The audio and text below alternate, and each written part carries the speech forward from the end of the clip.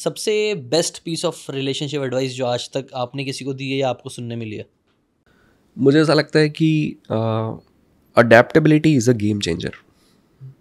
अगर किसी भी रिलेशन में इंसान जा रहा है और वो थोड़ा अडेप्टेबल है, तो थोड़ा सा मुश्किल पार्टनर भी मिल गया ना, तो भी आप उसके साथ जी पाओगे और आप उसके साथ हार्मनी बिल्ड कर लोगे।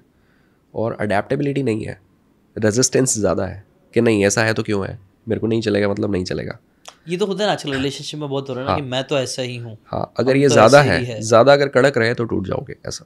तो फ्लेक्सिबिलिटी चाहिए। तो फ्लेक्सिबिलिटी देती है अडेप्टेबिलिटी, कि मैं परिस्थितियों के हिसाब से, सिचुएशन के हिसाब से अपने आप को ढाल पाता हूँ। ये गुण है, इंसानी गुण है, ये भगवान ने सबको दिया है, पर हम ही रेजिस्टेंस पैदा करते हैं। मतलब मैं अक्सर ही बात बोलता हूँ कि मान लीजिए किसी इंसान को चाइना भेज दिया जाए, जहाँ की ना लैंग्वेज समझ में आ रही, ना खाना समझ में आ रहा है, ना लोग समझ में आ रहे हैं, ना वहाँ की आबो हवा समझ में आ रही, कुछ नहीं पसंद आ रहा, फिर भी 2 साल वहाँ रहेगा ना तो उसको अच्छा लगने लगेगा। क्या हुआ? अडेप्टेबिलिटी आ गई।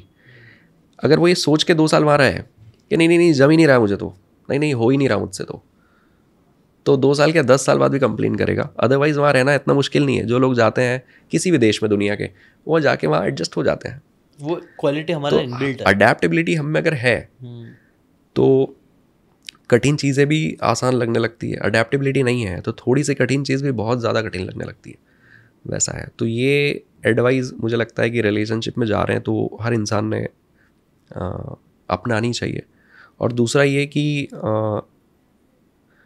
Love me as I am जैसी चीज़ जो है ना, वो बहुत बकवास आइडिया है। उसको ज़्यादा पानी नहीं डालना चाहिए उसमें, है ना। उसको वाटर करने की ज़रूरत नहीं कि love me as I M.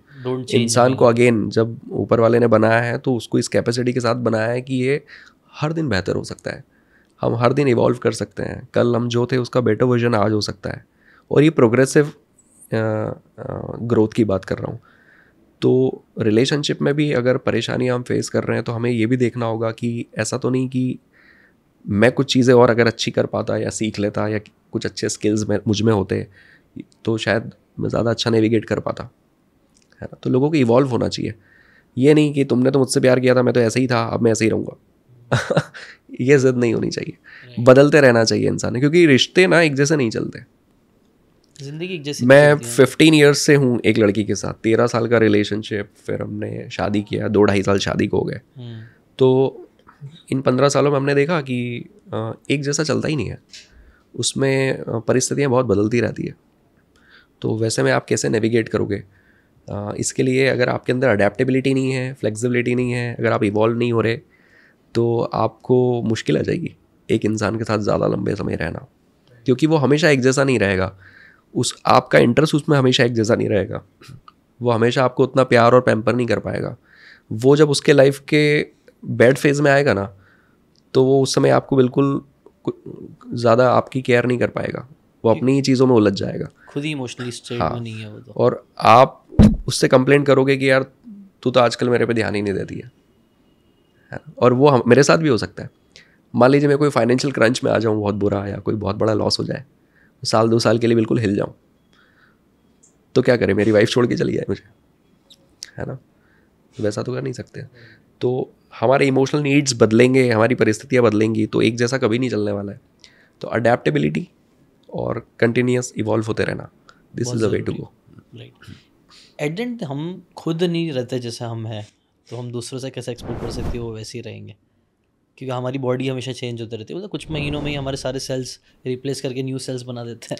हाँ, तो हम बदल constantly, we are changing, change is the only constant, वो बोलते हैं। और वैसे ही जैसे किसी कपल ने बेबी प्लान कर लिया मान लो, तो वो बच्चा आएगा तो आपके जीवन में एक बहुत बड़ा बदलाव आने वाला है। पहले तो आप उसमें इतना उलझ जाएंगे कि आप ठीक से सो नहीं पा रहे हैं, आप फ्रस्ट्रेट भी हो सकते हैं, इरिटेशन भी हो सकता है कि दिन भर ऑफिस में झिक और फिर रात में आप सो नहीं पा रहे ठीक से, आपको टाइम नहीं मिल रहा है, आप एक दूसरे को वैल्यूएबल टाइम नहीं दे पा रहे उस बच्चे की वजह से, आप एक दूसरे से कम्युनिकेट नहीं कर पा रहे, एक दूसरे का ख्याल नहीं रख पा रहे, वाइफ जो है वो आपका ध्यान ही नहीं रखती है, वो बच्चे में उलझी रहती है। तो उस सिचुएशन को भी तो संभालना है, वो भी नेगेट। तो अगेन वो एक पार्ट है उस मैरिज का। तो इसलिए मैंने कहा कि चीज़ें बदलती रहती हैं, सर्कमस्टेंसेस बदलते हैं, हेल्थ इश्यूज़ आ जाएंगे।